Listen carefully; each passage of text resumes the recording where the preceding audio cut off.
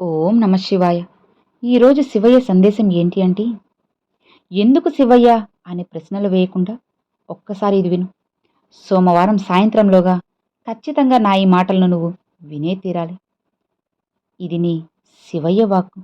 నీ జీవితం సంతోషంగా ఉండాలి అంటే ఖచ్చితంగా నా ఈ మాటలను నువ్వు వినాల్సిందే, విని తీరాల్సిందే.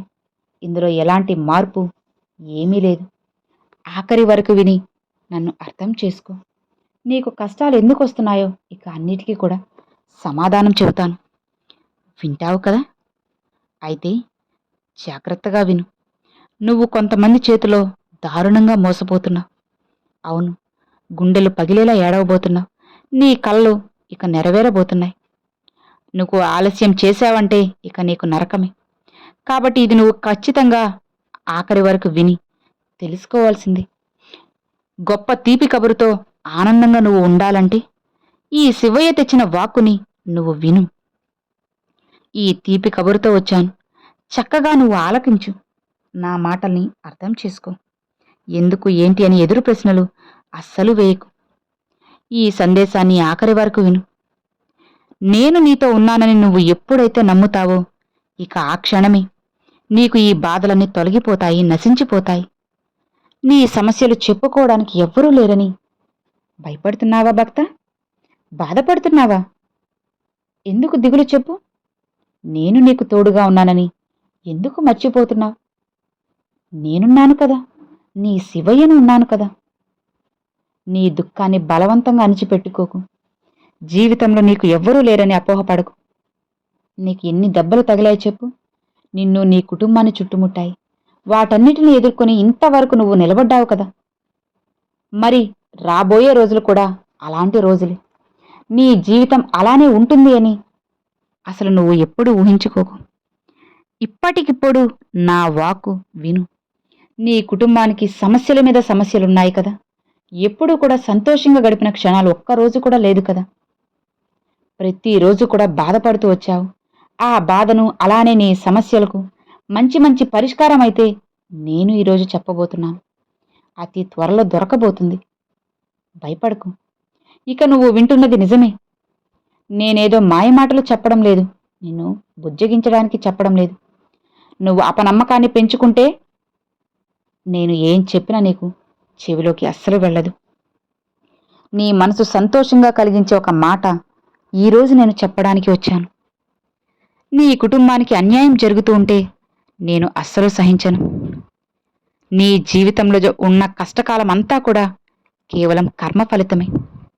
ఇక ఆ కర్మ ఫలితాన్ని నువ్వు, నీ కుటుంబాన్ని పూర్తిగా అనుభవించేశారు. ఇక దాని గురించి నువ్వు పూర్తిగా మర్చిపో. ఇక నీ నుంచి తొలగించే రోజులు రాబోతున్నాయి. గుర్తుపెట్టుకో, అన్నిటినీ తొలగిస్తాను. నీ కష్ట సమయాన్నంతా కూడా ఓర్పుగా, అలానే ప్రతి ఒక్కటి కూడా చాలా బాధగా నీకు నీ సమస్యలన్నీ కూడా ఉన్నట్లయితే, సమస్య మీద మరొక సమస్య వస్తూ ఉన్నప్పుడు ధైర్యంగా నిలబడుతున్నావు కదా. అది నిజంగా చాలా గొప్ప విషయం. అవును, నేను ఉన్నాను అని నువ్వు నమ్ముతున్నావు. కానీ నీలో ఉన్న బాధ, సమస్య ఉన్నంత వరకు నువ్వు ఎంతో ఇబ్బంది పడుతున్నావు. దుఃఖించకు, భయపడకు. ఈ శివయ్య నీకు తోడున్నారు.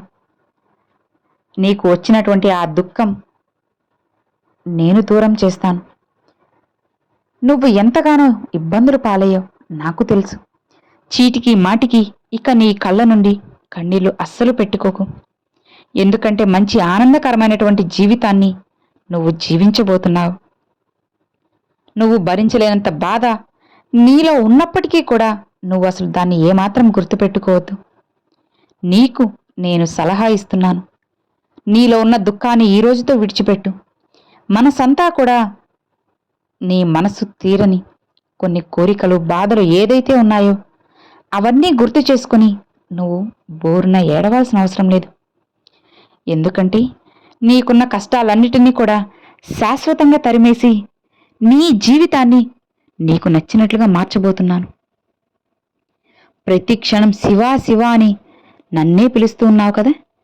అలాంటి నీ జీవితాన్ని నేను మారుస్తాను. నువ్వు అసలు ఒంటరివి కాదు. నీ తలుపు తట్టబోయే అదృష్టం నీ ముందు రాబోతుంది.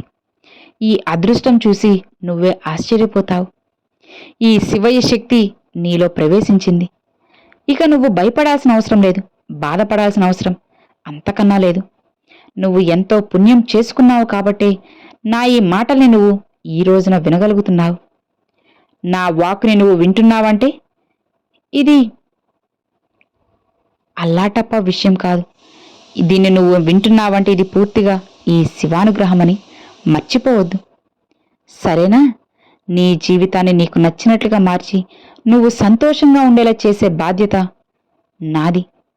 నీ నాశనాన్ని కోరడానికి కొంతమంది నీ చుట్టూ ఎదురు చూస్తున్నారు. కానీ భయపడకు, నేను నీకు తోడుగా ఉన్నాను. ఈ శివయ్య నీకు తోడుగా ఉన్నంత వరకు ఏ శక్తి కూడా నిన్ను ఏమీ చేయలేదు.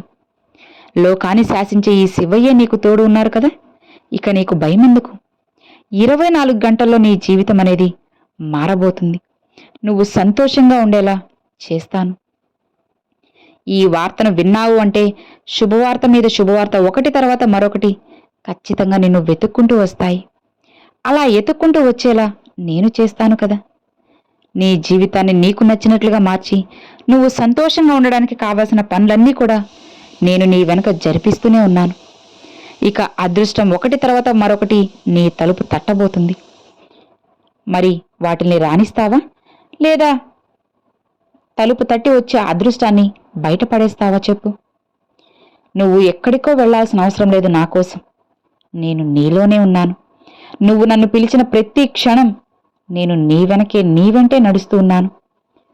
మరి ఏమాత్రం నువ్వు భయపడకుండా అడుగు ముందుకు వెయ్యి.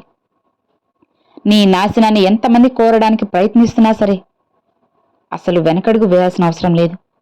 నాకు తోడు నా శివయ్య ఉన్నారు అని నమ్మకంతో నువ్వు ముందుకి నడు. ఏవీ కూడా నిన్ను ఏమీ చేయలేవు. ఇక ఇదే నీకు చెప్పడం, ఇక పదే పదే చెప్పడం నా వల్ల కూడా కాదు. నీ శివయ్య పంపిన ఈ చిన్న సందేశాన్ని నువ్వు హెచ్చరిక అనుకుంటావో, లేదా నీ మంచి కోసం చెబుతున్నాననుకుంటున్నావో నీ ఇష్టం. ఏదైనా అనుకో. ఇక నీకున్న అప్పులు, అనారోగ్య సమస్యలు, బాధలు అన్నీ కూడా శాశ్వతంగా పటాపంచలైపోతాయి, తొలగిపోబోతున్నాయి. నా మాట అస్సలు పొల్లుపోదు, అబద్ధం కాదు. నీ జీవితంలో మెరుపు వేగంతో ఒక చిన్న అదృష్టం అనేది రాబోతుంది. దాన్ని తట్టి లోపలికి రాణిస్తావో లేదా వెళ్ళగొడతావో నీ ఇష్టం. ఆపై నీకే వదిలేస్తున్నాను. నీ జీవితాన్ని నీకు నచ్చినట్లు మార్చుకుంటావా లేదా వదిలేస్తావా అన్నది ఇక నీ ఇష్టం. నీ జీవితం సంతోషంగా ఉండాలి అంటే నువ్వు ఖచ్చితంగా నా మాటలు విని ముందుకు వెళ్లాల్సిందే.